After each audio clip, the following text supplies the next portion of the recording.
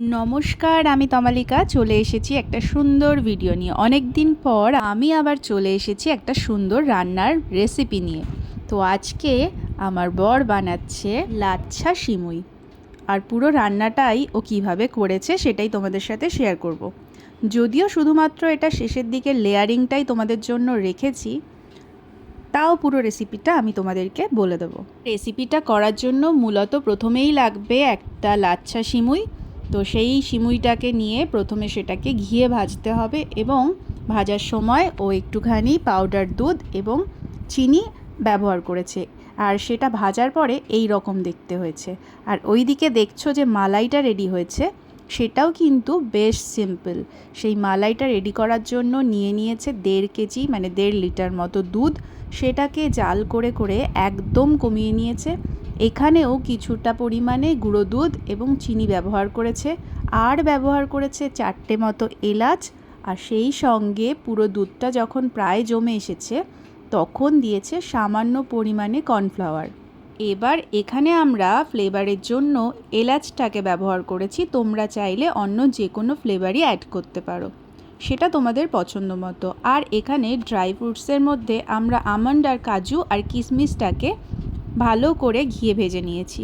তোমরা চাইলে এখানে অন্যান্য আরও ড্রাই ফ্রুটস ভেজে নিতে পারো, পেস্তা দিতে পারো বা আরও অনেক কিছুই দিতে পারো। মেনলি এই 3 রকমভাবে 3টে জিনিসকে রেডি করে নেওয়ার পর ঠিক বিরিয়ানিটাকে আমরা যেভাবে লেয়ার লেয়ার করে সাজাই, ঠিক সেইভাবে এখানে কিন্তু সাজানো চলছে।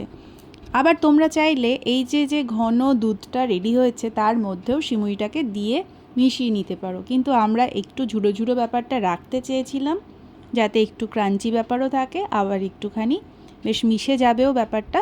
তো সেই কারণে প্রথমে দিয়ে দেওয়া হয়েছিল ড্রাই করে রাখা সিমুইটা, এবং তার ওপরে এই মালাইটাকে দেওয়া হয়েছে, এবং তার ওপরে দেওয়া হয়েছে ড্রাই ফ্রুটসগুলো। এবং এইভাবে একে একে দেখো 3-4টে লেয়ার করে আমরা জিনিসটাকে সাজিয়ে নিচ্ছি।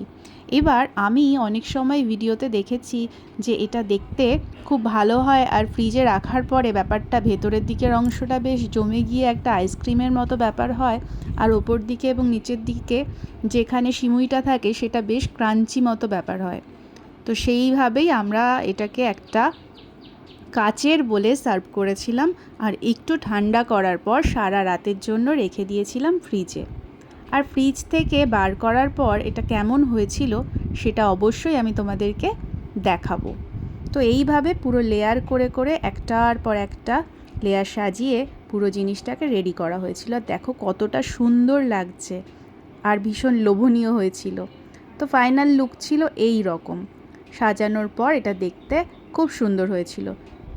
আর এই যে পরের দিন সকালবেলা আমি এটা ফ্রিজ থেকে বার করে নিয়েছিলাম, আর এই দেখো ব্যাপারটা জমে গেছে আর কতটা সুন্দর হয়েছে। দাঁড়াও আমি তোমাদেরকে এটাকে কেটে দেখাবো, দেখবে কতটা সুন্দর লাগছে। তো আমার পুরো রেসিপিটা যদি তোমাদের ভালো লেগে থাকে তাহলে অবশ্যই লাইক কমেন্ট শেয়ার করো, আর ভিডিওটা ভালো লাগলে অবশ্যই আমার চ্যানেলটাকে সাবস্ক্রাইব করে দিও। দেখা হচ্ছে নতুন ভিডিওতে, এখনকার জন্য টাটা।